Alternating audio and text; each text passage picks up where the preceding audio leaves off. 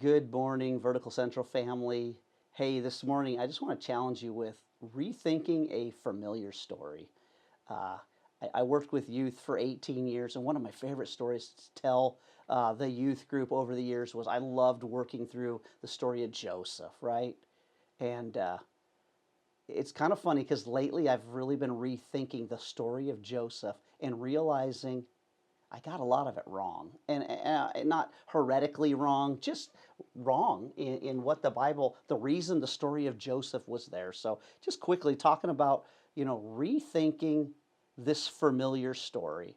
Um, it's in the book of Genesis, right at the end of the book of Genesis. But to see where I'm going with this, you just got to quickly look at how is Genesis, the book of Genesis, structured. Well, it's a bunch of these divisions, literary divisions, and basically they are the generations of, right. So the genealogies and explains this different generations. So how the heavens and earth came to be, right? Then it goes into chapter 5, generations of Adam, and then the generations of Noah, then the generations of Noah's son, and then of Shem and Terah, and then of Ishmael, and then 25, the generations of Isaac. And then finally in chapter 37, we get the generations of Jacob. And then the whole rest of the book of Genesis is just about the generations of Jacob, right? The sons that he had, the tribes of Israel that they later became. Um, but here's the thing: throughout Genesis, there's a theme that you see in each one of these generations, and it has to do with land, seed, and a covenant. Right? In the beginning, God gave man a land, and He said, be fruitful, multiply, and He makes a covenant with man. Well, man breaks that covenant, but God continues it, and He sends them out into a different land. But He said, I am going to one day restore this land to you by a seed of the woman. So somewhere in down in history, there's going to be an offspring that's going to bring you back into the land because I made a covenant with you. And then we move forward to Abraham, and God makes a covenant with Abraham. Says, I'm going to make you a great nation. I'm going to give you a land because through your seed, which came from Adam, this following seed, your seed is going to be that seed who's going to fix everything, right?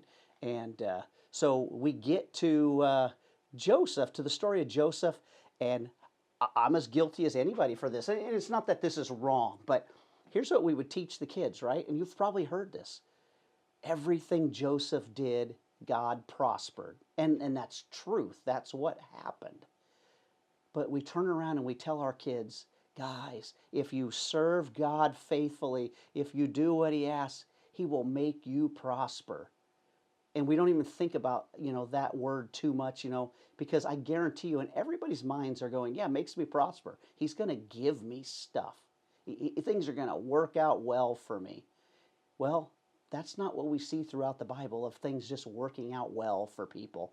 But let's look at the story because just quickly, Moses, who wrote the book of Genesis, we believe, um, really, I don't think told this story because he was saying, I'm going to show you this moral, Aesop's fable that's going to explain if you just follow God, things will work out good for you, right?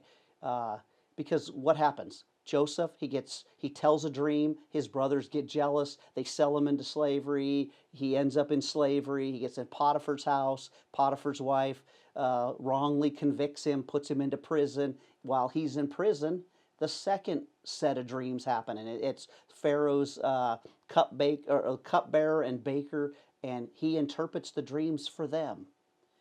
And one of them's good, one of them's bad.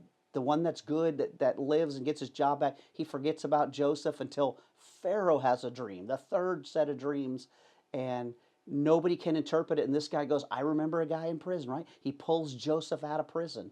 And again, there's all these things where we tell kids and people in church, see, faith, Joseph was just faithful and God's rewarding him. God's rewarding him. I don't think God's rewarding him, and I'm going to tell you why I'm thinking. So hang on.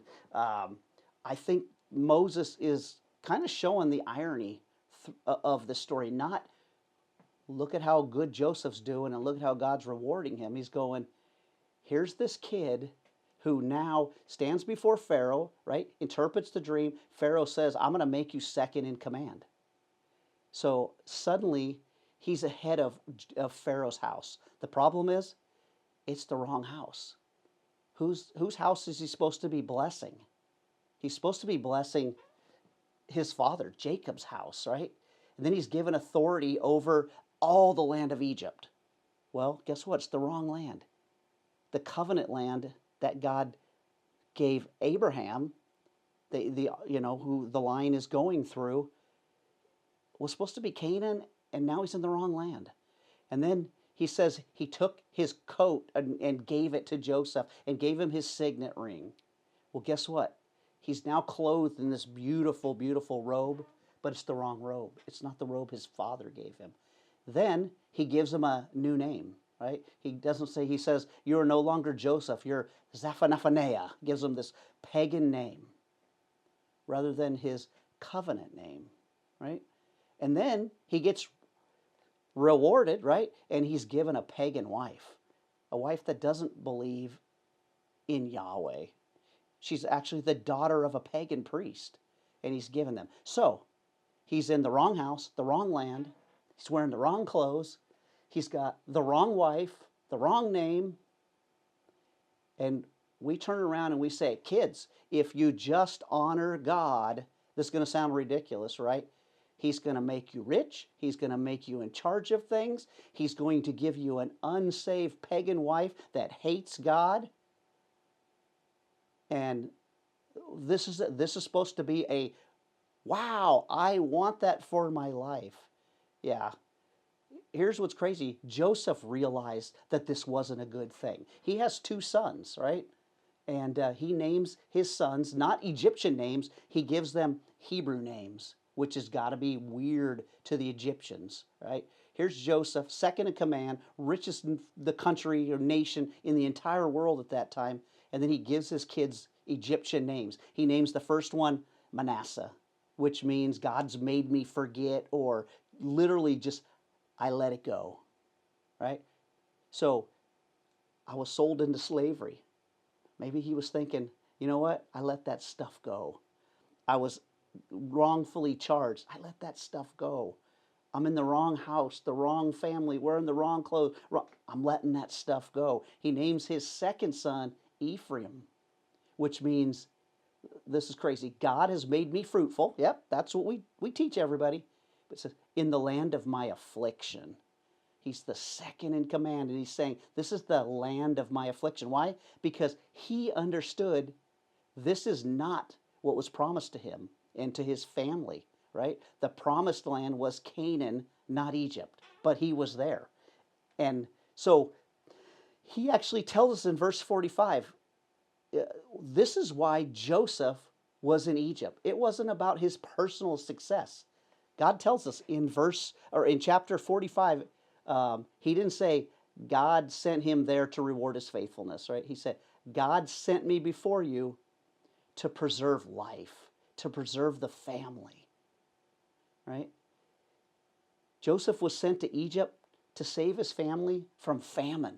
He was sent there to preserve the promised seed, right? If you trace this seed, right, from Adam and Eve's sin, and the Bible says God had said, Adam, Eve, this serpent, guess what? He's going to bite you on the heel, but there's going to be a seed coming one day that's going to crush his head. So tracing the seed is from Adam to his son Seth, from his son Seth to Noah, from Noah to his son Shem, Shem to Abraham, Abraham to Isaac, Isaac to Jacob.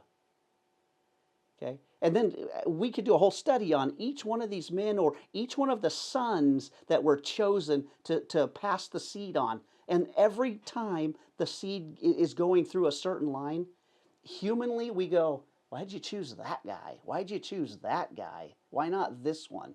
Well, we get back to our story. It goes from, I said, Isaac to Jacob. And now it goes from Jacob to Joseph? No, it goes to Judah, right? Judah's the brother that was trying to sell him into, that trying to kill him, right? Joseph's not the promised seed. He's just the servant God chose to preserve the seed, right? To preserve that line. That's why Joseph, God made him prosper, because God was fulfilling his covenant with his seed, and the whole idea of this covenant and dealing with the right land. But Joseph's not the promised seed. Judah is. And you remember the story when the brothers come and they have these interactions, but on that final interaction, he sends the brothers home with the grain. He says, hey, hide a cup, my silver goblet, in Benjamin, my little brother's sack of grain. And they find it, and they're like, okay, we're taking this guy to prison. And they brothers panic, and they're like, this is going to kill my father. And guess who stands up? Yeah, the true seed. The seed, Judah, says, don't do this to my brother Benjamin. Take me instead. I want to be the substitute for my brother's sins.